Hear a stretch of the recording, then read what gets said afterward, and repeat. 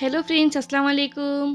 நாங்கள் இன்றைக்கி நல்ல ஈஸியான மெத்தடில் நல்ல டேஸ்ட்டாக டிசர்ட் எப்படி செய்கிற அப்படின்னு தான் பார்க்க போகிறோம். இது செய்கிறதுமே ஈஸி தான், டேஸ்ட்டுமே வேறு லெவலில் இருக்கும் ஃப்ரெண்ட்ஸ். வாங்க ஃப்ரெண்ட்ஸ், இப்போ இதை எப்படி செய்கிறேன்னு பார்ப்போம்.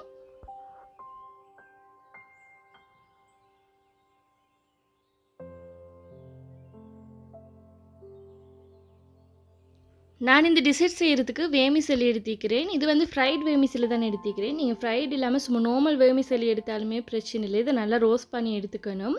பாருங்கள், இது வந்து பொதுவாக எல்லாருக்கும் தெரிஞ்சிருக்கும். இது வேமிசலின்னு சொன்னால் நூடுல்ஸை விட கொஞ்சம் சின்னதாகிக்கும். இது ஃபலூடாக்கெல்லாம் கூடுதலாக எல்லாரும் எட் பண்ணுவாங்க. இதுக்கு வந்து சேமியான்னு சொல்கிறேன்.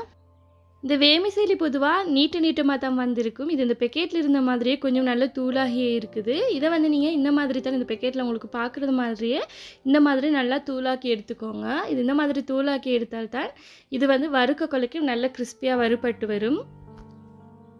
நான் 200 கிராம் பெக்கெட் ஒன்று தான் வாங்கியிருந்தேன். அப்போவும் நான் 200 கிராமையும் இதில் எட் பண்ணலை. 150 கிராம் எங்களுக்கு இந்த டிசர்ட் செய்கிறதுக்கு போதும். இதில் நான் 4 டேபிள் ஸ்பூன் சும்மா கஸ்டர்ட் சுகர் தான் எட் பண்ணுறேன். இது கஸ்டர்ட் சுகர் எட் பண்ண சொல்லிட்டு இது குயிக்காக கரைஞ்சிடும். அப்படி இல்லாட்டி நீங்கள் நார்மல் சுகர் எட் பண்ணுறதுனால சுகரை பவுடர் பண்ணிட்டு எட் பண்ணுங்கள். இதில் 3 டேபிள் ஸ்பூன் மில்க் பவுடரும் எட் பண்ணுறேன்.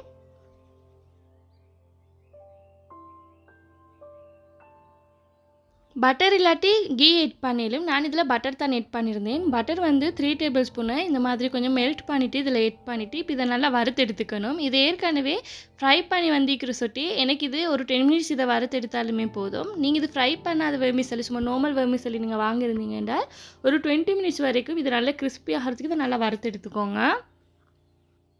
ஸ்டவ் ஆன் பண்ணுறதுக்கு முதல் இந்த வேமிசலியோட இந்த பட்டர் நல்லா மிக்ஸ் ஆகிறதுக்கு நல்லா மிக்ஸ் பண்ணி விடுங்க. நல்லா மிக்ஸ் பண்ணி இந்த வேமிசலி ஃபுல்லாக இந்த பட்டர் நல்லா பட்டதுக்கு அப்புறமா ஸ்டவ் மீடியம் ஃப்ளேமில் வச்சுட்டு இதை நல்லா ரோஸ்ட் பண்ணி எடுத்துக்கோங்க.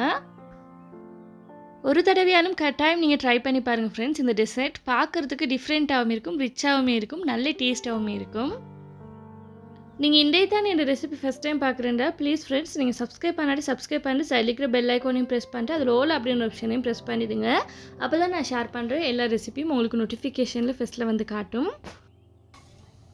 இது கொஞ்சம் நல்லா வறுப்பட்டதுக்கு அப்புறமா இதில் வந்து நான் ப்ளம்ஸ் எட் பண்ணுறேன். ப்ளம்ஸ் வந்து எந்த அளவு இல்லை, உங்களுக்கு எந்த அளவுக்கு விருப்பமோ அந்த அளவுக்கு எட் பண்ணிடும். நான் இதில் ஒரு 50 கிராம் மாதிரி ப்ளம்ஸ் எட் பண்ணிட்டு உங்களுக்கு இதில் விருப்பம்னா நட்ஸ் வேணும்னாலும் எட் பண்ணிடும். கஜு, பாதாம், பிஸ்தா இந்த மாதிரி எது வேணும்னாலும் கொஞ்சம் லைட்டாக சின்ன சின்ன துண்டாக உடச்சிட்டு க்ரஷ் பண்ணிட்டு எட் பண்ணினாலும் இது நல்ல டேஸ்ட் ஆகிக்கும். நான் இன்றைக்கி ப்ளம்ஸ் மட்டும் தான் எட் பண்ணிட்டு இதையும் வறுத்து விட்டேன். இது நல்லா கிறிஸ்பியாக வறுப்பட்டு வந்துக்குது. இது நல்லா வறுத்துக்கணும். நீங்கள் இந்த சேமியாக வறுக்கிறதுல தான் நிற்குது இந்த டெசர்ட் வந்து நல்லா பர்ஃபெக்டாக வரதுக்கு. இதை நல்லா கிறிஸ்பியாக நீங்கள் வறுத்துறதுக்கணும்.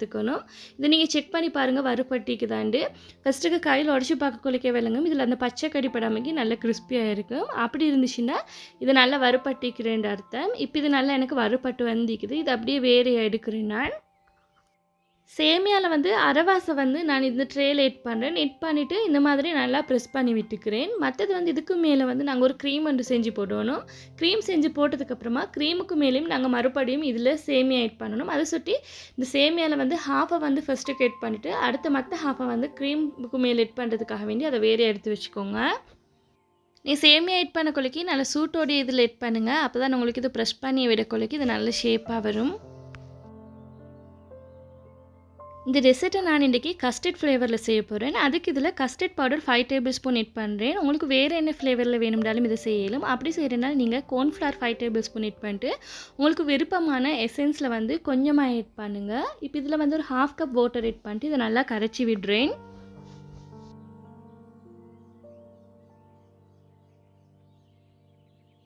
இதில் 5 டேபிள் ஸ்பூன் மில்க் பவுடர் எட் பண்ணிட்டு 1.5 கப் வாட்டர் எட் பண்ணணும். 1.5 கப் வாட்டரில் ஃபஸ்ட்டுக்கு 1 கப் வாட்டர் எட் பண்ணிட்டு இதை கொஞ்சம் கட்டி இல்லாமல் மில்க் பவுடரை கரைச்சி விட்டுட்டு அடுத்தது 1/2 கப் வாட்டரையும் எட் பண்ணுறேன். உங்களுக்கும் இந்த மில்க் பவுடருக்கு பதிலாக ஃப்ரெஷ் மில்க் எட் பண்ணவும் மேலும் நீங்கள் ஃப்ரெஷ் மில்க் எட் பண்ணுறேன்னால் 1.5 கப் ஃப்ரெஷ் மில்க் மட்டும் எட் பண்ணுங்கள்.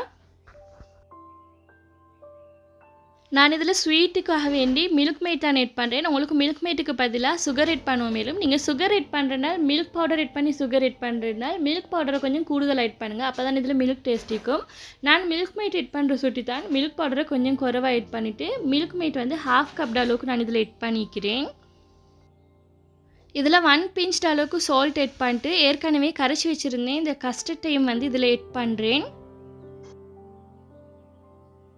ஸ்டவ்வை மீடியம் ஃப்ளேமில் வச்சுட்டு இது இந்த மாதிரி மிக்ஸ் பண்ணிக்கிட்டே இருக்கணும். இதை கொஞ்சம் லைட்டாக திக்காகிறதுக்கு விடணும். இதை நீங்கள் மிச்சம் திக்காக விடவும் தேவையில்லை. இது ஒரு 3 மினிட்ஸ் நீங்கள் இதை மிக்ஸ் பண்ணிக்கிட்டு இருந்தாலே போதும். இது 3 மினிட்ஸ்லேயே நல்லா திக்காக வந்துடும். இது ஓவராக திக்காகினாலும் இந்த டெசர்ட்டுக்கு வந்து நல்லா டேஸ்ட்டாக இருக்காது. இது கொஞ்சம் க்ரீமான பதத்துக்கு இருக்கணும். அப்போ தான் வந்து இது நல்ல டேஸ்ட்டாக இருக்கும்.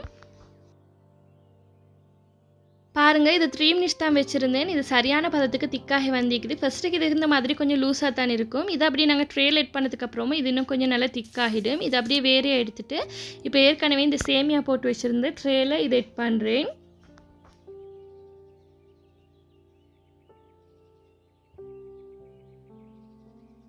பாருங்கள், இது இந்த மாதிரி நல்லா ஷேப் பண்ணி விடுங்க. இதுக்கு மேலே ஏற்கனவே அந்த ரோஸ்ட் பண்ணி வச்சுருந்த சேமியாவும் மறுபடியும் மேட் பண்ணுறேன். கண்டிப்பாக ட்ரை பண்ணி பாருங்கள் ஃப்ரெண்ட்ஸ். இது நல்ல டேஸ்ட்டாக வரும். இது வந்து நீங்கள் மிச்சம் ஃப்ரிட்ஜில் வைக்கவும் தேவையில்லை. இது லைட்டாக இந்த டெசர்ட் வந்து கூலாகிறதுக்கு நீங்கள் ஃப்ரிட்ஜில் வச்சுட்டு எடுத்தால் போதும். நீங்கள் ஃப்ரிட்ஜில் வைக்காமல் இதை சும்மா வச்சாலும் நார்மலாக வெளியே வச்சாலுமே இந்த க்ரீமும் வந்து கொஞ்சம் லைட்டாக திக்காகி வந்து இது நல்ல டேஸ்ட்டாக தான் இருக்கும். இது கூலாக்கி சாப்பிடணும் அப்படின்னு நினச்சிங்கன்னால் இது ஃப்ரிட்ஜில் வச்சுட்டு கொஞ்சம் கூலானதுக்கு அப்புறமா இதை சாப்பிட்டுனாலுமே நல்ல டேஸ்ட்டாக இருக்கும். இது மாதிரி நிறைய டெசர்ட் ரெசிபி போட்டிக்கிறேன். உங்களுக்கு அந்த ரெசிபியெல்லாம் பார்க்கணும் அப்படின்னா மேலுக்கும் லிங்கை கொடுக்குறேன், செக் பண்ணி பாருங்கள். டிஸ்கிரிப்ஷன்லையும் லிங்கை கொடுக்குறேன். இதுக்கு மேலே ப்ளம் செட் பண்ணுறேன். உங்களுக்கு இதில் கொஞ்சம் நட்ஸ் க்ரஷ் பண்ணி டெட் பண்ணினாலும் இது பார்க்குறதுக்கு இன்னும் நல்லா அழகாகவே இருக்கும். நீங்களும் ட்ரை பண்ணி பாருங்கள் ஃப்ரெண்ட்ஸ். இது நல்ல பர்ஃபெக்டாகவே வரும். இவ்வளோ தான் ஃப்ரெண்ட்ஸ் இந்த ரெசிபி உங்களுக்கு பிடிச்சிருந்தேன்னா ப்ளீஸ் ஃப்ரெண்ட்ஸ் லைக் பண்ணுங்கள், ஷேர் பண்ணுங்கள், கமெண்ட் பண்ணுங்கள். மறக்காமல் சப்ஸ்கிரைப் பண்ணிட்டு சைடில் இருக்கிற பெல் ஐக்கானை ப்ரெஸ் பண்ணிவிடுங்க. தேங்க்ஸ் ஃபார் வாட்சிங்.